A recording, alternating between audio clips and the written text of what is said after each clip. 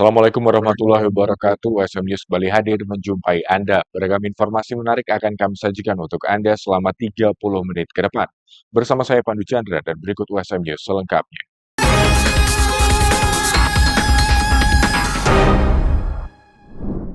Universitas Semarang sukses menggelar wisuda ke-72 baru-baru ini.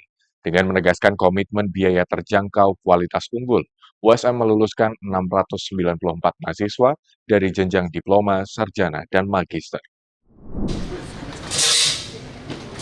Universitas Semarang menggelar rapat senat terbuka upacara wisuda ke-72 baru-baru ini di Auditorium Insinyur Wijatmoko dan Auditorium Profesor Haji Muladi SH. Pada prosesi wisuda kali ini, USM meluluskan sebanyak 694 mahasiswa dari jenjang diploma, sarjana, dan magister. Upacara wisuda ke-72 ini menjadi yang pertama kali digelar setelah USM menyandang akreditasi unggul. Tagline biaya terjangkau kualitas unggul bukan hanya sekadar slogan, tetapi menjadi komitmen yang nyata. Rektor USM Dr. Supari STMT menegaskan bahwa USM membuka pintu lebar bagi alumni untuk terus menjalin relasi dengan kampus. Yang telah membimbing dengan tulus bagi saudara yang akan bekerja, berwirausaha, mari kita berkolaborasi. Selamat bergabung dengan 53.000 lebih para alumni USM. Ada yang di Jerman hari ini, ada yang di Cina, ada yang di Jepang, ada yang di luar negeri banyak, apalagi luar pulau juga banyak. Di IKN ada, kemarin saya barusan nguji sarjana, mahasiswa, ujian barusan ke daerah IKN. Dan alumni-alumni USM juga ada yang jadi pimpro di sana. Murid-muridnya Pak Arsoyo, temannya Mas Dr. Wawan itu tadi ada di sana. Ya. Jadi selamat bergabung dengan mereka, kolaborasi dengan mereka. Bilang aja adik kelasnya, saya fasilitasi kalau membutuhkan USM, lewat WR3. Mari kita kerjasama, yang pasti ayo kita tingkatkan dan jaga bersama nama baik USM.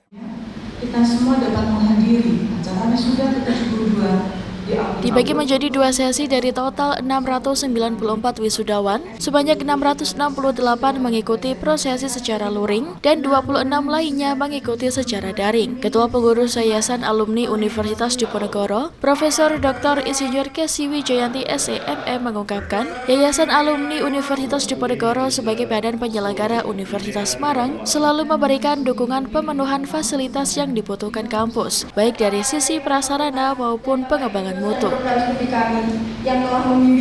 Kami sebagai Yayasan Alumni Universitas Diponegoro yang menyelenggarakan Universitas Semarang dengan tagline tadi, biaya terjangkau kualitas unggul, selalu mensupport fasilitas-fasilitas yang ada, yang dibutuhkan oleh Universitas Semarang, baik prasarana IT. Universitas Semarang ini besar karena kepercayaan dari masyarakat. Untuk itu, saya selalu mengatakan genggam kuliah Universitas Semarang, mengejar masa depan. Indonesia dan Prancis adalah dua bangsa yang besar dengan memiliki sejarah yang panjang. Di depan Presiden Prancis, Presiden Prabowo membanggakan Candi Borobudur yang telah diakui oleh UNESCO.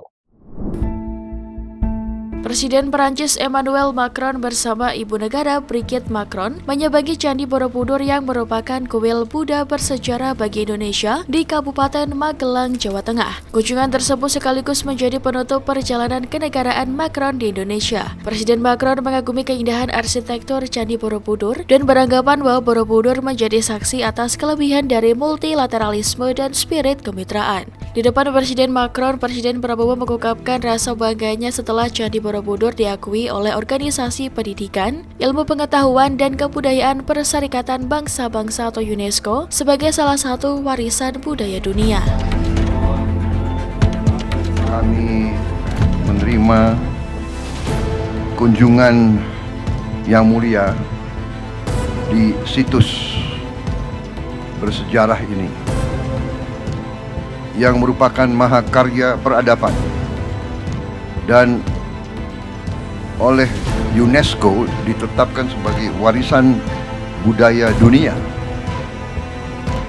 yang kaya akan sejarah dan makna spiritual.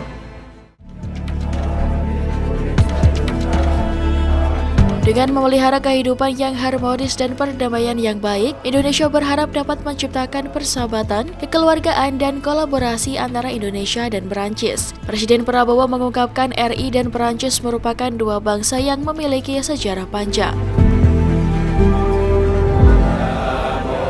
Indonesia dan Prancis adalah dua bangsa yang besar yang memiliki sejarah yang panjang, budaya yang mengakar kuat, dan peradaban juga yang panjang.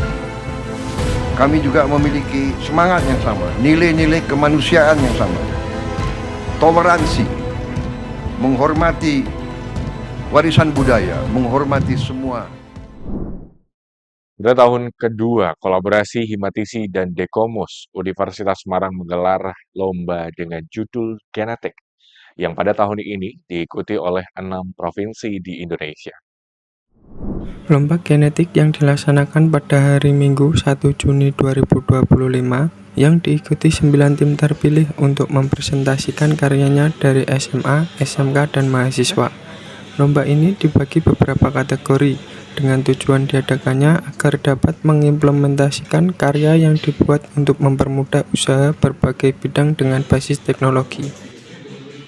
Tujuannya sendiri ini lebih ke mengasah pikiran dan menambah wawasan pada sistem yang tersebut dan akhirnya bisa diimplementasikan ke berbagai bidang tertentu terkait tentang ide-ide dari peserta sendiri. Salah satu karya yang dipresentasikan yaitu aplikasi Tunas yang dibuat untuk mempermudah para petani untuk mengontrol pertanian.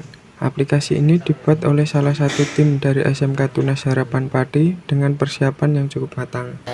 Berupa sebuah aplikasi pertanian bernama Tunas. Aplikasinya ini untuk membantu petani-petani muda dalam bertani sehingga mereka bersemangat untuk bertani lagi. Enggak. Jadi profesi petani ini nantinya di masa depan tidak akan punah karena ada aplikasi ini. Bagaimana buat persiapannya lomba ini? Yang pertama kita lakukan itu kita menentukan temanya ini apa, lalu kita meriset nih apa dalam dunia itu. Kita akan memilih pertanian, jadi kita lakukan analisis dan riset terhadap dunia tersebut, lalu kita mengambil aplikasi yang akan kita bandingkan dengan kita. Lomba genetik ini dibagi menjadi 3 kategori, yaitu UI UX Design, Innovation System, dan Business Plan. Ketiga kategori tersebut peserta dinilai oleh 3 juri yang sudah berpengalaman di bidangnya. Karena saya percaya bahwa inovasi bukan hanya tentang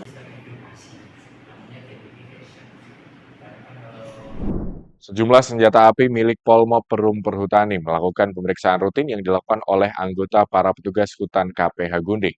Pemeriksaan rutin penggunaan senjata api yang dipimpin langsung oleh perwira pembina atau Pabin serta Waka Administrator Perum Perhutani KPH Gunding.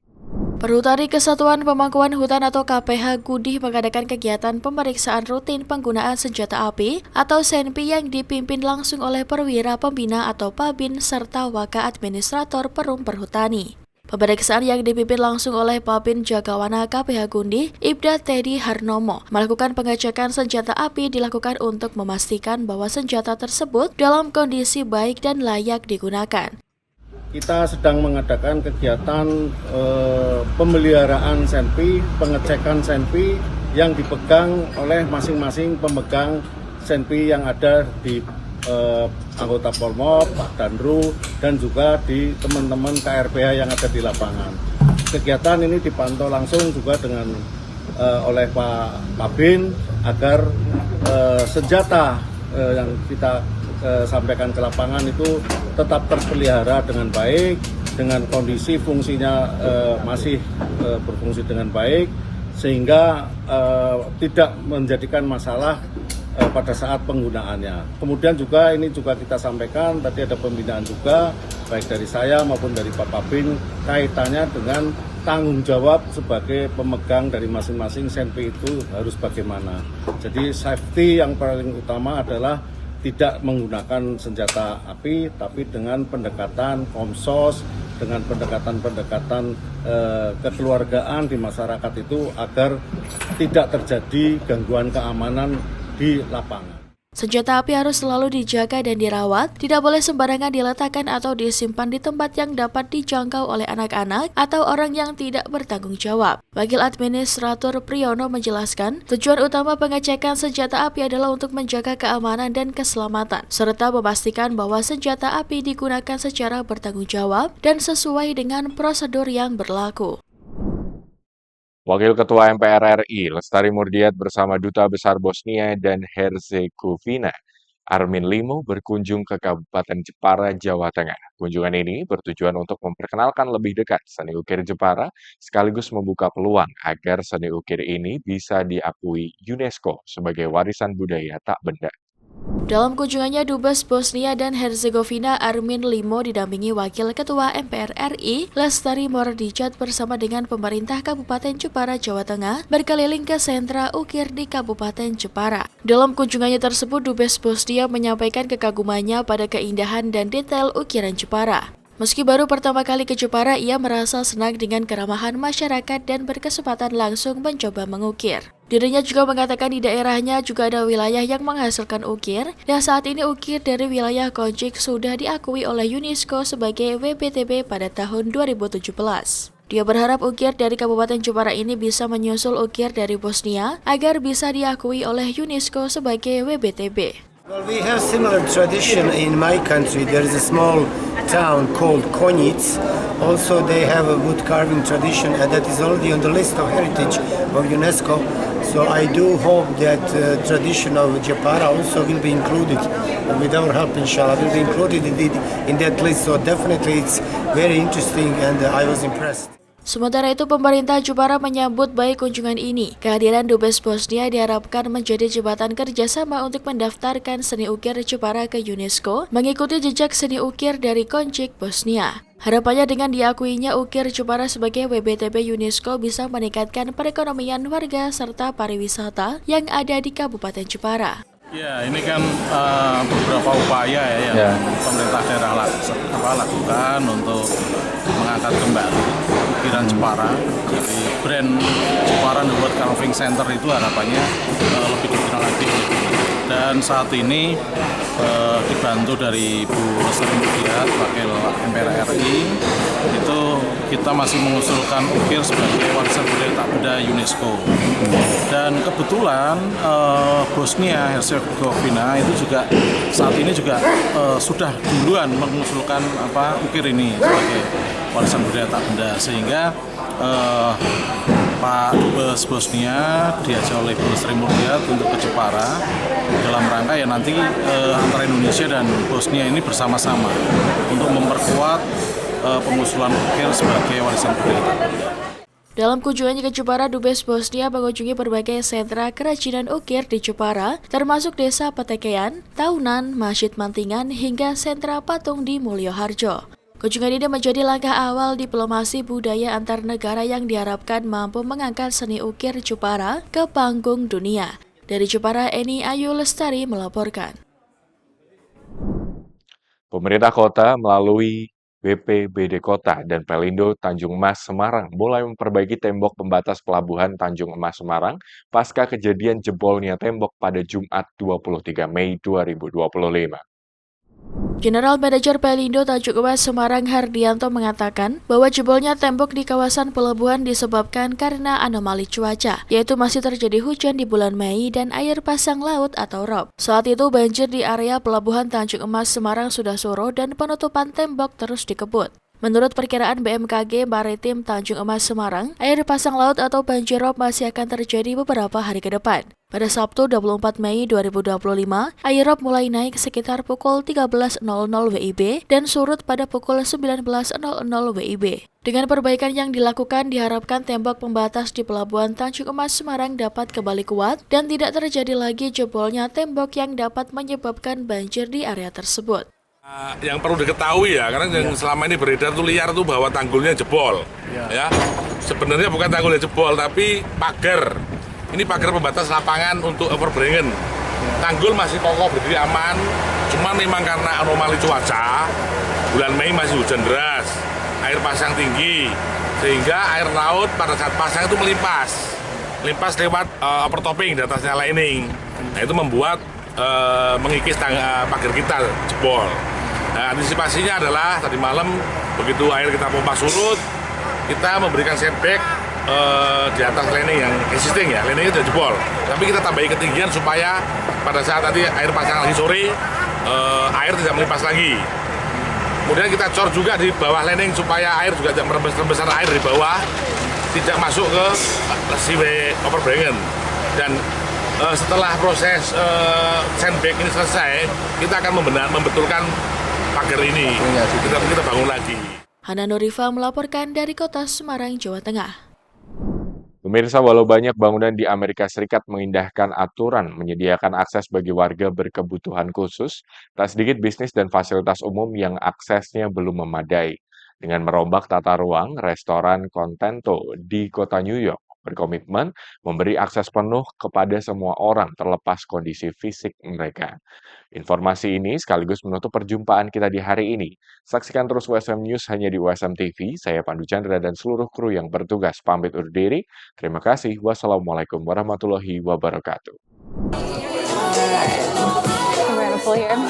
Oh, it's already here. Yeah. Okay. Oh, and look, I can actually pull up to the tables. Oh, a first. Every time I travel to a new city, there's always a question about how accessible it will be, whether it's restaurants, storefronts, public transportation. And I think what I've found is that although the US is viewed as being more accessible than other places across the world, that's not always the case. The ethos here for Contento Restaurant is barrier-free. We welcome everybody. Obviously, what started off as an agenda to really welcome people with disabilities is not just limited to that. It's from people from all different backgrounds, and that's what Contento is all about. We are in East Harlem, 88 East 111th Street, and we're literally 2 blocks away from Central Park. Both myself and George were both paraplegics, and I met him in 2003 when I had my car accident, and I was assigned to him as a mentor. But not only was he a mentor in my adjustment from being able-bodied to having a disability, but he was there to really kind of coach me through what it takes to be an entrepreneur. Yannick was one of the toughest cases I've dealt with. Yes, you were a tough case. Just in case you didn't know it. I'm hearing about this for the first time. One day, he actually found this location. He said, Yannick, you need to work for yourself. You need to stop working for other people. Besides the fact that we both had this love of food and wine and cocktails and most importantly people, we knew that this was an opportunity to really create something special and unique. Hopefully that doesn't stop just here in East Harlem, and hopefully that becomes contagious. What it means to create an accessible space, first off, you have to be willing to say, I don't know everything, and I'm willing to learn. It's been a very humbling experience to see all the accolades, all the attention that we've been getting. And I can tell you, as someone with a disability, just because I'm a paraplegic doesn't mean that I know what a person that's blind is going through, or who's hard of hearing, or who has a developmental disability. I listen to them, we talk about it as a team, and we say, how can we make this experience better the next time they come? And that's the bottom line.